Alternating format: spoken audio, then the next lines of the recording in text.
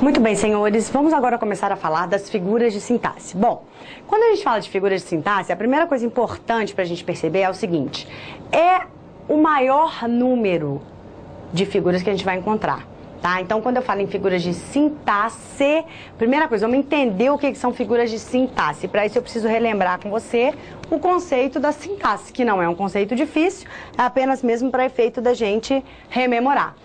Então, quando eu falo em sintaxe, eu estou falando o quê? Eu estou falando na estrutura de uma oração, tá?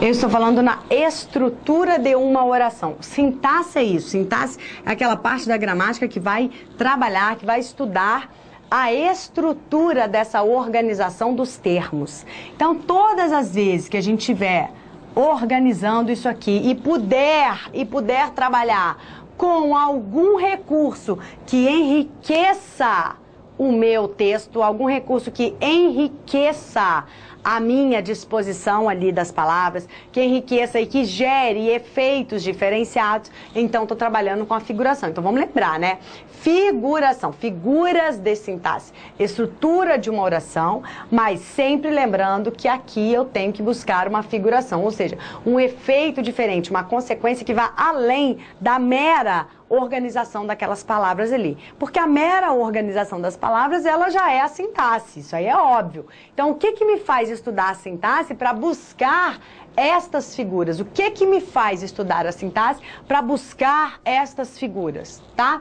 O que me faz estudar a sintaxe para buscar estas figuras é o seguinte: é o que essa estruturação vai gerar de diferente. Porque senão, ela é apenas sintaxe, entendeu, candidato? É isso que eu tô querendo dizer para você. Se você se ativer apenas à estrutura de uma oração, aqui você tem apenas a sintaxe. Só que nós não estamos agora estudando sintaxe. Sintaxe a gente estudou lá, quando a gente viu todas as orações, todos os termos da oração, a coordenação, a subordinação, etc. Então, a figura de sintaxe é quando esta estruturação vai gerar algum efeito interessante, vai gerar algum efeito enriquecedor, vai gerar algum efeito diferenciador. Tudo bem? Aí sim nós estamos falando em figuras de sintaxe. Aí, porque senão eu estou falando apenas da sintaxe. Então vamos começar com a primeira figura de sintaxe, que é a chamada elipse. Elipse é a omissão de um termo ou de uma expressão facilmente subentendida. Casos mais comuns, iremos ao jogo. É o sujeito elíptico, isso aqui a gente já viu lá do sujeito também, né? Então, inclusive a elipse muitas vezes pode configurar um sujeito elíptico. Observem que aqui a palavra-chave da elipse é a omissão de um termo ou expressão, aqui ó, facilmente subentendida. Ou seja, o leitor não vai ter que fazer mágica para perceber qual é o termo que está escondido, né, gente? Que está omitido não, tá? Esse termo, essa expressão, eles são facilmente subentendidos. Casos mais comuns. Iremos ao jogo, então você tem aqui ó, o sujeito nós. Comprarias esta casa, tu. Fui ao jogo no Maracanã, eu. Tá? Então, casos mais comuns deste sujeito, mas às vezes você pode ter também no meio da frase, tá? De fato, o caso mais comum realmente é a configuração do sujeito na elipse, que inclusive vai se chamar sujeito elíptico, ou sujeito oculto, ou ainda sujeito desinencial. Então, a elipse não tem muitos mistérios, não. Mais um pouquinho interessante que a elipse é a chamada zeugma, ó. A zeugma é a primeira coisa, é um tipo de elipse, tá? É um tipo de elipse, então olha só, é a omissão. Então, qualquer omissão é a elipse. É a omissão de um termo que já apareceu antes. Eu costumo fazer com os alunos um conjunto grandão, que é o conjunto da elipse. A elipse, senhores, é toda e qualquer omissão.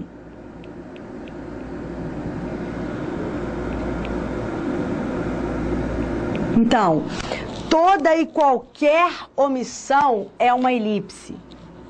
Tudo que está aqui dentro, então, é elipse. Só que dentro deste conjunto eu tenho um conjunto menor, que é o conjunto da zeugma, outra figura de sintaxe. A zeugma, ela tem que obedecer a essa condição aqui, ó. é a omissão de um termo que já apareceu antes. Eu até costumo brincar para a gente memorizar esse já aqui, ó. Pode virar um zá, para a gente associar com Z de zeugma. Então, é a omissão de um termo que já apareceu antes. Então, pela teoria dos conjuntos, que você deve saber melhor do que eu, olha só, toda zeugma é uma omissão. Toda zeugma é uma omissão, portanto, toda zeugma é uma elipse. Toda zeugma é uma elipse. Mas nem toda elipse é uma zeugma. Porque as elipses que a gente viu no slide anterior não são zeugmas. Ali o termo ainda não tinha sido citado. O termo não tinha aparecido antes. Então, quando eu simplesmente escondo o termo, então eu tenho elipse, perdão. Mas quando esse termo já apareceu antes, aí eu tenho a zeugma. Só que toda zeugma, ela é um tipo de elipse. Agora, nem toda elipse é um tipo de zeugma. Tudo bem? Então, essa é a definição. Atenção, se for um verbo, se for a zeugma de um verbo, pode necessitar adaptações de número e pessoa verbais, utilizada principalmente nas orações comparativas. Por exemplo, alguns estudam, outros não. Outros não o quê? Outros não estudam. Olha aí as orações comparativas, é o que fazem elas, né? Comparam, nesse caso, ó, comparam seres, então você tem alguns e outros, dentro de um contexto, do contexto do estudar. Então, alguns estudam, outros não estudam. É muito comum a zeugma em orações comparativas. O meu pai era paulista. Meu avô, olha o detalhe da vírgula, meu avô, pernambucano. O meu bisavô, mineiro. Meu tataravô, baiano. Nas aulas de pontuação, a gente chama atenção para o uso dessa vírgula aí, ó. O sinal de pontuação da vírgula, nesse caso aqui, ó, ela marca a zeugma de um verbo. Então, quando você for fazer a zeugma de um verbo, ó, coloque a vírgula, tá? A vírgula, ela vai marcar a zeugma. Ela vai marcar a zeugma do verbo. Todas as vezes que você for fazer a zeugma desse verbo, aqui, ó, o verbo era... Meu pai era paulista, meu avô era pernambucano, meu bisavô era mineiro, meu tataravô era baiano. Como o escritor quis causar este recurso do dinamismo, da rapidez no texto, o que ele faz? Ele vai ficar enchendo o seu texto de palavras? Óbvio que não. Vai ficar enchendo o texto de palavras? É claro que não. Então, o que ele vai fazer? Ele vai simplesmente colocar ali a vírgula para que ele possa omitir esses verbos. Muito bem, senhores, é importante vocês perceberem que a intenção da zeugma é deixar esse texto mais dinâmico. Então, assim, às vezes o aluno pergunta, poxa, mas para que ele faz isso? Vamos lembrar lá do nosso vídeo inicial, em que eu falei para vocês, os recursos estão ali para que o escritor use da maneira que ele quiser. Ele tem a liberdade para usar isso. Ou seja, o que ele vai fazer, como ele vai usar, de que maneira ele vai manipular esses recursos, tem a ver com a criatividade dele. Por isso que a gente fala, né, que a estilística é essa manipulação dos recursos para gerar as impressões, para gerar as sensações. Tanto é que aqui a sensação de rapidez, um texto mais dinâmico, um texto com menos pausas, etc. Tudo bem? Então, essa aí é a zeugma, tá? Importante a gente comparar a zeugma com a elipse, como já foi feito. E aí, vamos passar para a nossa terceira figura desse sintaxe, que é o chamado hipérbato.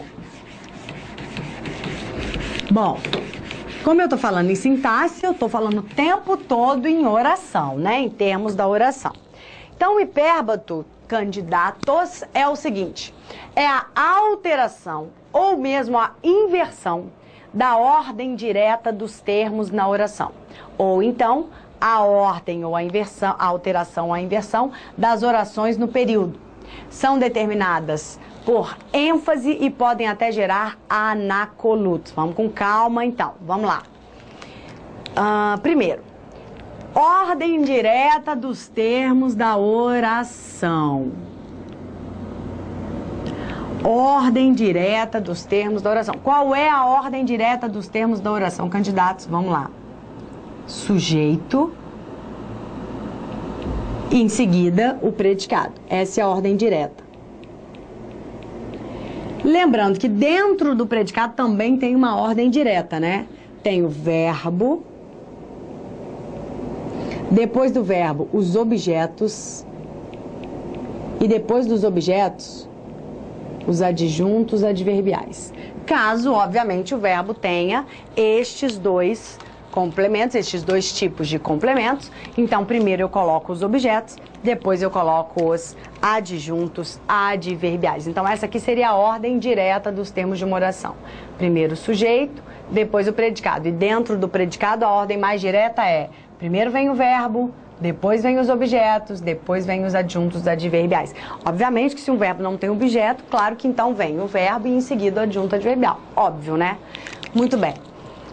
Então vamos lá. E qual que seria a ordem direta das orações no período, né? Então a ordem direta dos termos da oração é aquela lá. E a ordem direta das orações no período é a seguinte, ó. Se forem, né? Se for um período por coordenação, se for um período composto por coordenação, a ordem direta é a oração coordenada assindética, ou seja, aquela que não possui conjunção, e em seguida a oração coordenada sindética, ou seja, aquela que possui conjunção. E se for um período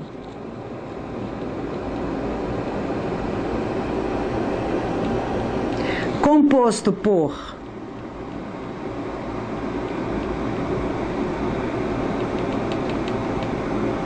subordinação, então primeiro você vai ter a oração principal, depois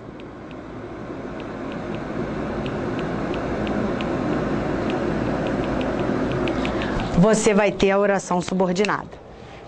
Primeiro você vai ter a oração principal, depois você vai ter a oração subordinada. Isso aqui esta é a ordem direta dos termos de uma oração, tá? Primeiro a oração principal, depois a oração subordinada. Se você inverter essas ordens, então você está trabalhando com o hipérbato. Vamos analisar o exemplo. Morreu o presidente. Aqui, senhores, houve uma troca. Observe que o presidente é o sujeito do verbo. Então, primeiro veio o predicado. Nesse caso, ó, o verbo não tem nenhum complemento, então o predicado é apenas o verbo. E depois veio o sujeito. O nome disso é hipérbato, não tem mistério, tá? Bechara, um gramático da língua portuguesa, denomina esta figura de antecipação, tá? Mas o que vai aparecer mesmo no seu concurso, de fato, é o hipérbato, ok? Se a inversão for violenta, comprometendo o sentido drasticamente, Rocha Lima e Celso Cunha denominam-na síntese, tá? Mas esses nomes aqui, antecipação e síntese, para o seu concurso do TCE, você não vai precisar deles não, ok? Para o seu concurso do TCE, o que você vai precisar é visualizar isso aqui. Tá? Que o predicado veio antes do sujeito. Por que eles fazem isso, professora? Porque eles querem enfatizar. Eles fazem isso porque eles querem enfatizar. Essa que é a intenção, tá bom? As inversões de um termo, as inversões dos termos da oração, ou mesmo as inversões das orações no período composto, elas são feitas com o intuito de gerar a ênfase. Elas são feitas com o intuito de gerar a ênfase. Tudo bem? Muito bem. Então não tem dificuldades, não tem grandes mistérios do hipérbato. Vamos então para a nossa próxima figura de sintaxe, que é a anástrofe.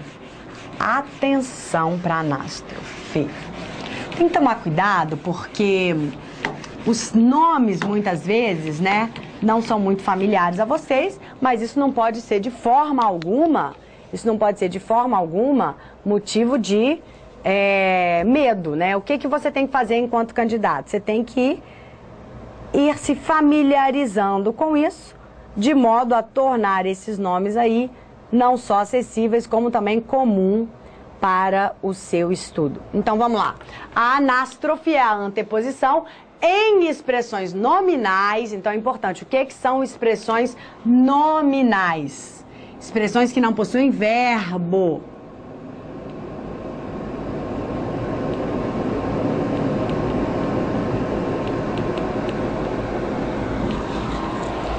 A anteposição em expressões nominais do termo regido de preposição ao termo regente. Então vamos lá.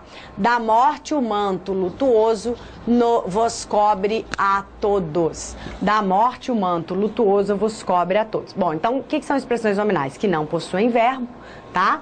Então aqui, ó. O manto lutuoso da morte vos cobre a todos. Então, quando eu tenho uma expressão em que o termo regido de preposição é colocado antes do termo regente. Termo regente é aquele que pede a preposição. Então, a expressão é o manto lutuoso da morte. Quando eu provoco essa inversão, ou seja, quando eu coloco o termo regido antes do termo regente, olha lá, ó. Caixa, termo regente, de papel, termo regido. Se ao invés de escrever caixa de papel, eu coloco de papel, caixa, eu então estou criando uma anástrofe. Então, a anástrofe é isso, também é simples. Todas as vezes que eu inverter, que eu colocar o termo regido antes do termo regente. Uma dica, o termo regido é o termo regido de preposição. Então, ele vai começar com a preposição. Você coloca esse termo, olha aqui a preposição, ó, da morte, preposição de, mais o artigo a. Ok? Então, uma dica é essa aí. O termo regido vai aparecer antes do termo regente. Tudo bem? Nosso tempinho ali tá chegando próximo dos 20 minutos. A gente vai deixar para falar. As figuras de sintaxe não acabaram, como eu falei para vocês. É onde a gente mais encontra figuras de linguagem. Então, a gente tem uma quantidade maior de figuras nas figuras de sintaxe. Eu vou falar mais delas no próximo bloco, continuando, então, figuras de sintaxe. Tudo bem? Então, um abraço e até daqui a pouco.